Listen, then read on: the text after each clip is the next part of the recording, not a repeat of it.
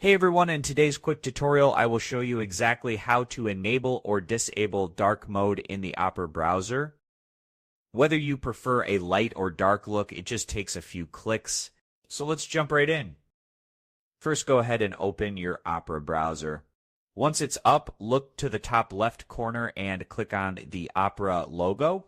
Yep, that read OE. A drop-down menu will appear. From the menu, scroll down and click on Settings. You can also just press Alt+P on your keyboard if you want a faster shortcut. Now in the Settings tab, you should see a section called Appearance near the top. Right under it, you will find an option labeled Theme. You will see two options here, Light and Dark. If you want to switch to dark mode, just click on Dark and boom, you will notice the entire browser interface changes instantly to a darker theme.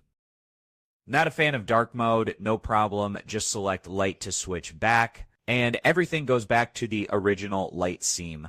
Also keep in mind this only affects the browser's interface, not the websites you visit. And that's it. You now know how to turn dark mode on or off in Opera with just a few clicks. Super simple, right?